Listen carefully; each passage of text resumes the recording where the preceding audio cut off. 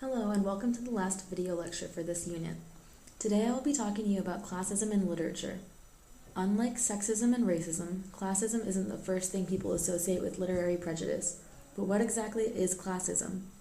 Well, by definition, classism is a biased or discriminatory attitude based on distinctions made between social or economic classes, which basically just means not liking someone for being of a lower or higher class than yourself. Although classism can go both ways, it is very similar to racism in that 9 times out of 10, the oppressed person is of lower class.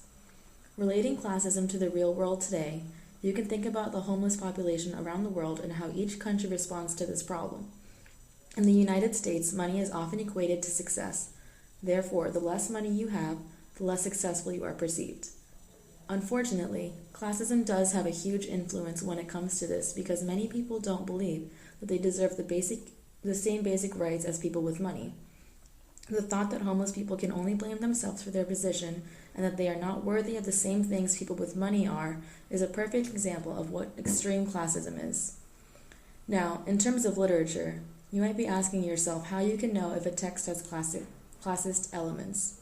Oftentimes, you will see classism paired with racism because if a person is being oppressed because of their race, they probably are not given the same opportunities as someone of a quote-unquote superior race, and therefore cannot be financially independent. You can also look for stereotypes of a particular class. In higher class characters, you may see a snobbish attitude, and in a lower class character, a sad person or a dumb person, which brings us to the image in literature of the low class being dirty and reckless. As I said earlier, many classist people believe that homeless people are homeless because of their own doing, or because they were being reckless. This ignorance can definitely be seen in classist literature. In Suzanne Collins' The Hunger Games, the characters from each district are treated very poorly. The Capitol puts on a televised show where poor children hunt and kill each other to feed their districts while they eat decadent, expensive food and dress in extravagant clothing. Even within districts, some are given unfair advantages because they have a little bit more money and can afford better training and sponsors. Spoiler alert, Katniss and Peeta, who are from a poor district, win the games and overcome the classist society. In Sandra Cisneros' The House on Mango Street, a family lives in a Hispanic community in Chicago. Similar to Hansberry's A Raisin in the Sun, this neighborhood is considered to be a bad one because of the racial community and socioeconomic status of its people. Also, pay attention to the main character, Esperanza's language. She never says outright that she is poor, which is something very commonly seen in characters suffering from classism. Moving on to an American classic, The Great Gatsby. This novel is a prime example of classism in the 1920s and the desire to live the American dream. In this time, the American dream equated to having lots of money. Gatsby and the Buchanans live in luxurious mansions and spend money wastefully. Daisy is perceived to be a more desirable, dainty woman because of her status, as opposed to the lower-class Myrtle, who is seen in a lens of sin as Tom's mistress. Even Jay Gatsby himself, though he has a lot of money, isn't perceived to be as great as Tom because he is new money, and no one knows anything about his family. Oscar Wilde's The Importance of Being Earnest is very similar to The Great Gatsby because both focus on becoming someone else in hopes of gaining social status and wealth. Jack disguises himself as Ernest, but is not a favorable suitor for Gwen because he does not come from a well-known family. Even though he has a lot of money, he is missing status.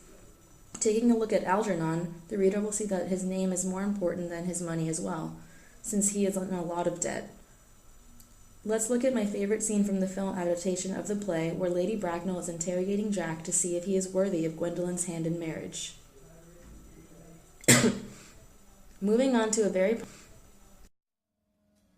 Do you smoke?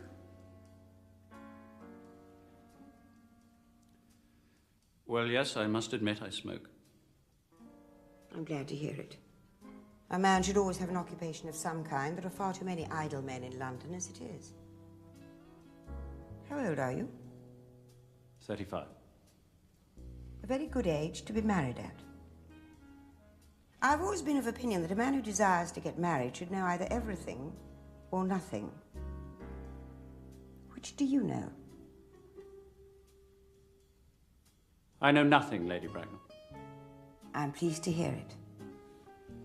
I do not approve of anything that tampers with natural ignorance. Ignorance is like a delicate, exotic fruit. Touch it, and the bloom is gone. The whole theory of modern education is radically unsound. Fortunately, in England, at any rate, education produces no effect whatsoever. If it did, it would prove a serious danger to the upper classes and probably lead to acts of violence in Grosvenor Square. What is your income? Between 7,000 and 8,000 a year.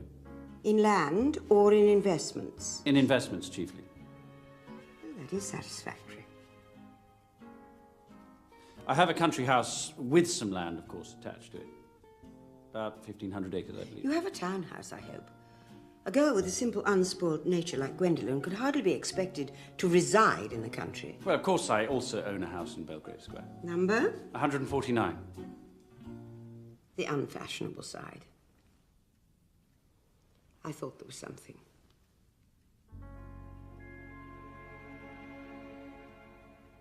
However, that could easily be altered.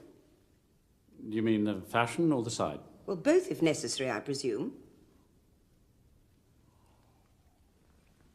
Are your parents living? I have lost both my parents. To lose one parent, Mr. Worthing, may be regarded as a misfortune. To lose both looks like careless. Moving on to a very popular example of classism is Harry Potter. The focus on classist prejudice in these books lies in the relationship between Draco and Ron. Draco has a disdain for Ron because his family is very poor, though they are extremely kind-hearted. Draco's family comes from a lot of wealth, but they are nasty people. Their relationship shows the juxtaposition between characters and class. Even in the school as a whole, there lies classism. The Slytherin house feels superior because most of the young wizards come from money. Moving on from books to film, here's a clip from the movie Across the Universe. I tell you, man, this is my favorite time of day. Look at these. That one, she's cute. Emily! Hey! Max! Jail, baby.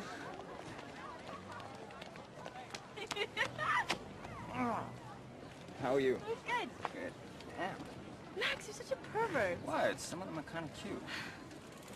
When did Emily get tits? Shh. Emily? This is Jude. I asked him over for Thanksgiving.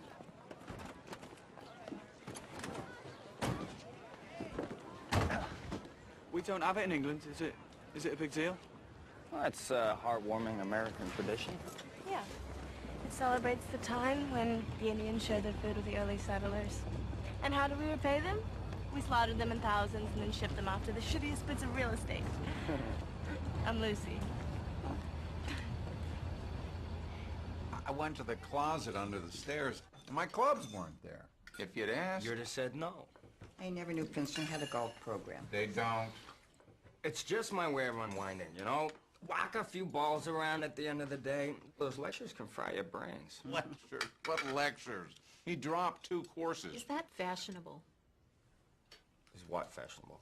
Your haircut, or lack of one? Androgyny suits you, Max. These kids are so spoiled. I washed dishes to put myself through college. You've never washed one since. More stuffing, Jude? I'm stuffed enough, thanks. Do you have any idea what your father pays for those tuition fees? Please. You know, Uncle Teddy, he won't have to pay them much longer. I'm dropping out. Cranberry sauce isn't as tangy as last Don't year. be ridiculous. I am not cut out for this collegiate Oh, crap. no problem. What's your plans? You gonna buy a broken down station wagon, drive across America like Jack, what is it? Kerouac. Mom. I read. Well, actually, you know, I was hoping to borrow your car, Dad. It's got AC and stereo. Damn it, Max! Be serious for once. What do you actually intend to do with your life? Why is it always about what will you do? What will you do? What will he do? Oh my God, what will he do? Do. Why isn't the issue here who I am? Because, Maxwell, what you do defines who you are. No, Uncle Teddy. Who you are defines what you do. Right, Jude?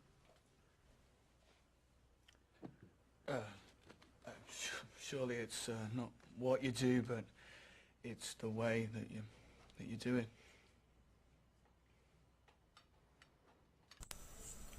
To sum up the end of this lecture and the entire unit of social issues in literature, let's take a look at classism again. Classism can be tied to racism because of the prejudice people feel against people of a seemingly lower race or lower class, not given the opportunities as a higher class or a superior race. It's prevalent in many different cultures and time periods, and is seen throughout all different parts of literature, movies, books, and film included. I hope you enjoyed these lectures and learned a lot. Please leave a comment in the space below answering one of the two questions.